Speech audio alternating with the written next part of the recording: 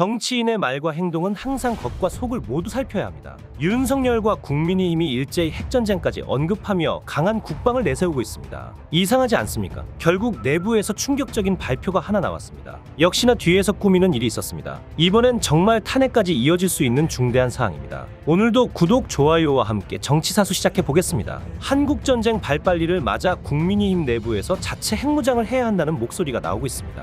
25일 홍준표 대구시장, 유승민 전 의원, 나경원 의원은 SNS에 자체 핵무장을 언급하며 필요성을 강조했는데요. 먼저 나 의원은 한국전쟁 74주년을 맞아 6.25다. 이제는 우리도 핵무장을 해야 한다고 밝혔습니다. 홍 시장은 김일성이 스탈린에게 지원 약속을 받고 남지만 6.25처럼 김정은이 푸틴에게 지원 약속 받고 뭘 하려고 하는 건지 알 수 없다. 북핵 해법은 남북 핵균형 정책뿐이다. 다시는 이 땅에 6.25 같은 비극이 있어선 안 된다고 썼습니다. 그저 힘으로 북한을 억누르다가 실제로 국민들이 다치는 건 생각도 안 하나 봅니다. 유 전 의원은 핵을 가진 북중러에 맞서 핵이 없는 우리는 미국에 의존해왔다. 우리 국민 다수는 미국의 확장 억제 약속을 더 이상 믿지 못한다. 북한이 핵미사일로 워싱턴, 뉴욕, LA를 위협할 때 미국이 약속을 지킬 수 있겠는가라고 언급했습니다. 이어 우리가 핵무기를 가져야 비로소 한반도 비핵화를 향한 의미 있는 협상을 할 수 있다며 미국과 협상에 전술핵 재배치나 나토식 핵 공유를 조속히 추진해야 한다. 그리고 한미원자력 협정 개정으로 독자 핵무장의 길로 당당하게 나아가야 한다고 말했습니다.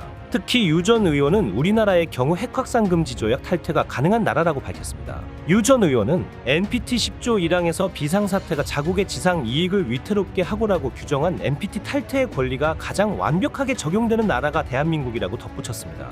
지금 국민의힘에서 일제히 이런 주장을 펼치고 있는 이유가 뭘까요? 윤석열이 항상 이야기해온 강력한 힘으로 지키는 평화의 힘을 실어주려는 겁니다. 지금 보수라는 가치가 완전히 무너져 내렸다 보니 국방안보에서 이런 강한 노선으로 나가면서 보수를 집결시키려는 것이죠. 이래봐야 의미가 있나요? 보수는 이미 틀렸습니다. 반대로 여당 내부에서도 윤석열을 배제하는 갈등이 지속되고 있습니다. 국민의힘 전당대회에 출마한 윤상현 의원이 한동훈 전 비상대책위원장이 대표가 되면 윤석열 대통령이 탈당할 수 있다고 경고했습니다. 윤 의원은 지난 25일 CBS 라디오 박재홍의 한판 승부에서 두 분의 신뢰관계는 바닥이라며 이같이 말했는데요. 그는 윤석열, 한동훈은 신뢰가 전혀 없다. 지난 총선 공천 때 대통령 주변 인물 날린 것, 총선 끝난 다음 한 전 위원장이 식사 초대에 안 간 것, 대통령과 10여 초 통화한 것 등 신뢰가 바닥이라며 한 전 위원장의 최상병 특검법 주장도 여당 입장에서 내부 교란 행위다라고 목소리를 높였습니다. 제대로 짚은 겁니다. 윤석열과 한동훈이 지금 어떤 모습을 보여주고 있든 전부 계획된 정치쇼입니다. 아울러 일부 여당 인사들이 한 전 위원장이 당대표가 된다면 당정 관계는 거의 파탄난다며 대통령의 탈당을 배제할 수 없다고 덧붙였습니다. 주변에서는 계속 윤석열, 한동훈이 대립각을 세우고 있는 것처럼 위장시키는 거죠. 그렇게 해서 한동훈을 이용해서 다시 한번 보수가 재집권하는 큰 그림을 그리는 겁니다. 윤 의원은 한 전 위원장과 토론한다면 어떤 질문을 하겠느냐는 물음에 저는 보수 혁명을 하기 위해 책임지는 보수를 만들려 하고 있다. 그런데 한 전 위원장은 총선 패배의 책임을 지지 않는다며 총선 패배 책임을 누가 더 많이 져야 하느냐 묻고 싶다고 답했습니다. 결국 앞으로 국민을 위해 어떻게 일할지를 고민하는 게 아니라 그저 누가 잘했네 잘못했네 끝까지 이런 것만 따져보겠다는 겁니다. 이게 여당 수준입니다. 한동훈도 가만히 있지 않았습니다. 국민의힘 전당대회에 출마한 한동훈 전 비상대책위원장은 경쟁 주자인 윤상현 의원이 한 전 위원장 당선 시 윤석열 대통령이 탈당할 수 있다는 취지로 주장한 데 대해 밑도 끝도 없는 이야기라고 밝혔습니다. 한 전 위원장은 이날 국회의원회관에서 기자들과 만나 관련 질문에 왜 그러시나 합리적 근거도 없고 밑도 끝도 없는 이야기 같다며 보수 정치가 바뀌어야 한다. 보수 정치는 지켜야 할 가치가 많다. 제가 바뀌어야 한다고 말하는 건 변화를 시작해야 한다고 말하는 건 가치를 지키기 위해서라고 했습니다. 계속 보수를 강조하는 게 제가 말씀드린 것과 딱 들어맞지 않습니까? 지금 당 전체적으로 연극을 벌이고 있는 겁니다. 이번 전당대회가 친한동훈 대 반한동훈 구도로 치러진다는 평가에 대해선 정치인 친소관계가 개파 구도가 되는 것을 참 후지게 생각한다. 정책을 기준으로 정치인들이 구분되는 건 가능하겠지만 누구랑 친한지 국민들에게 뭐가 그렇게 중요한가라며 저는 그런 부분에 동의하지 않고 우리는 친국민, 친국가, 친국회를 선택해야 한다고 했습니다.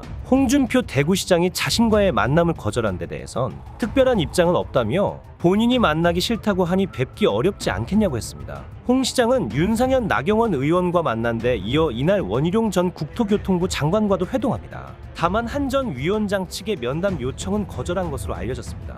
이날 공표된 한국민의힘 대표 적합도 여론조사에서 자신이 1위를 기록한 데 대해선 민심은 평가할 대상이 아니라 두려움의 대상이라며 하루하루 잘해보겠다. 제가 당대표가 돼서 어떻게 당을 위기에서 구하고 보수 정치를 재건할지에 대해 깊이 고민하고 잘 설명해 드리겠다고 했습니다. 지금 윤석열은 그야말로 벼랑 끝에 몰려 있습니다. 안철수 국민의힘 의원이 25일 해병대원 특검법 수용 관련 진상을 규명하고 합당한 예우를 해드리는 게 국가가 해야 할 가장 중요한 도리 중 하나라고 말했습니다. 안 의원은 이날 오전 CBS 라디오 김현정의 뉴스쇼에 출연해 해병대원 특검에 대해 우리가 앞서서 주도해 나가야 하고 해결이 안 되면 계속 민주당에서 문제로 삼으면서 정부는 더 곤란한 지경으로 자꾸만 빠지게 될 것이라며 이같이 말했습니다. 이어 사실 지난 4월 총선이 헌정사상 여당으로 최대 패배를 했지 않았나라며 거슬러 올라가면 작년 3월 전당대회에서 민심을 완전히 배제하고 그리고 또 용산에서 의도적으로 한 후보를 밀어서 된 그 결과라고 덧붙였습니다.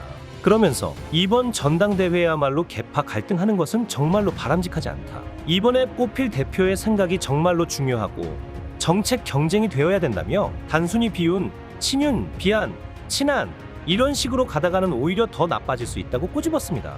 안 의원은 윤상현 캠프 합류 가능성을 두고는 개인적으로 친한 사이는 맞다. 그렇지만 공과 사는 다르다며 전날 페이스북에 올린 4가지 의제에 대해 의견들을 다 상세하게 얘기하면 그걸 기준으로 판단할 것이라고 말했습니다.